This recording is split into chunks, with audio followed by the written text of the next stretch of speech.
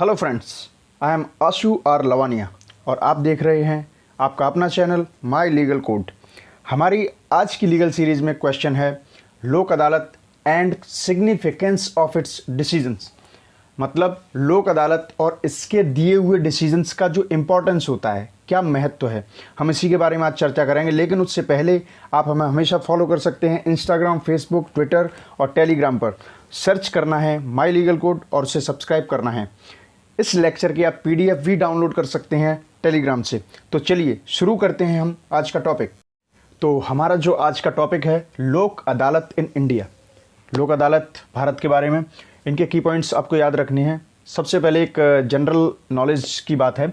Since 1987 Lok Adalat have been conducted in India by judiciary.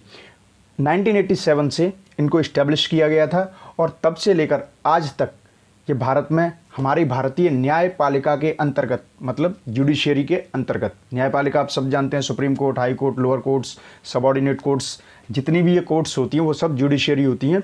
इन्हीं के अंतर्गत भारत में लोक अदालतें जो है काम करती हैं।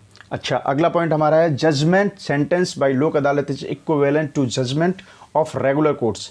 ये ध्यान रखना, ऐसा मत समझना कि लोक अदालत है उसने जजमेंट दे दिया, इसे मानना और ना मानना आपके ऊपर है, ऐसा नहीं है। देखिए, मानना ना मानना, आप अगर किसी भी लोअर कोर्ट्स या सबऑर्डिनेट कोर्ट्स या लोक अदालत कोर्ट इनसे अगर सेटिस्फाइड नहीं है तो वो आपका अधिकार है कि आप अपर कोर्ट में बिल्कुल उसके लिए दायर कर सकते हैं। लेकिन ऐसा नहीं है कि लोक अदालत ने कोई सेंटेंस दे दिया, कोई जजमेंट दे दिया तो आप उसे बिल्कुल नकार दें। ये एक रेगुलर कोर्ट की तरह काम करती है, ऑथोराइज्ड होती है और इसके दिए हुए फैसले एक रेगुलर कोर्ट्स की तरह ही माने जाते हैं।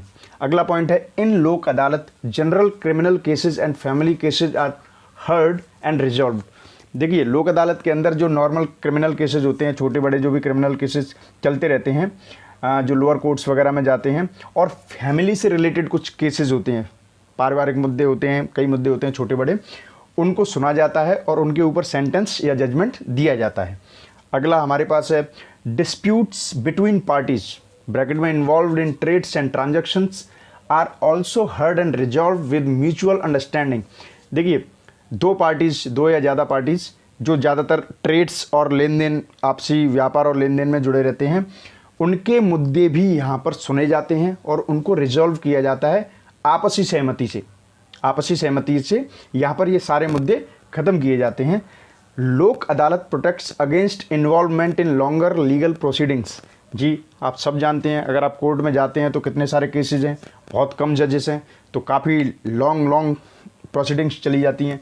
तो सबसे बड़ी बात क्या है कि लोक अदालत आपको उन लॉन्ग प्रोसीडिंग्स से, लॉन्ग जो लीगल प्रोसीडिंग्स होती हैं उनसे बचाने का काम करती है। तो बेटर है कि आप वहीं जाइए। Lok Adalat accept a case only if both the parties agree. Lok Adalat आपका फैसला तभी देगी या आपका केस तभी लड़ेगी जब पार्टीज जो इन्वॉल्व्ड हैं वो सब अग्री हो जाएंगी। ठीक है, no more need of a lawyer. यहाँ पर किसी वकील की ज़रूरत नहीं है, आपसी सहमति से सारे फैसले दिए जाते हैं सोच समझ करके। Everyone is suggested personally to get a dispute settled through Lok Adalat. ये मेरा खुद का पर्सनल सजेशन है कि आप अगर अपने किसी मामले को लोक अदालत से सुलझा सकते हैं तो बेटर आप वहीं जाके सुलझाइए, क्योंकि फिर तो थोड़ा सा टेंशन रहता है और फंसने का भी चांस रहता है। लोक अदालत सबसे, it is the best option ever. Although लोक अदालत sentence a lot rather than providing justice. ये एक जनरल धारणा है और ये थोड़ा सा बीइंग प्रैक्टिकल ये देखने को भी मिलता है कि लोक अदालत मतलब अपना फैसला ज़्यादा सुनाती हैं, सेंटेंस ज़्यादा देती हैं, लेकिन उसमें कहीं ना कहीं ज़्यादातर ऐसा पाया जाता है कि थोड़ा सा जस्टिस इम्बैलेंस्ड होता है। तो ये तो देखो, whatever is going on that's practical, we can't do anything, we can go for the proceedings, otherwise not. But the thing is that whatever you are getting, if you are satisfied, आप satisfy हैं या नहीं हैं ये आपके ऊपर है।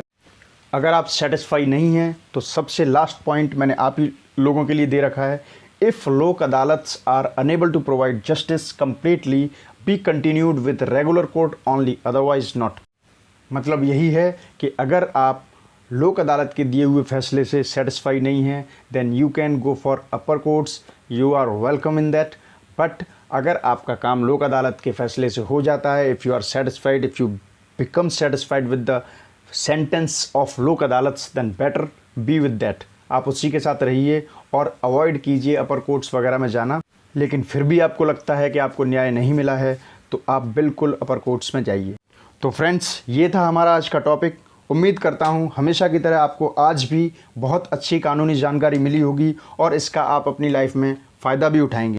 इस वीडियो को लाइक कीजिए, कमेंट कीजिए, शेयर कीजिए और इस चैनल को सब्सक्राइब कीजिए।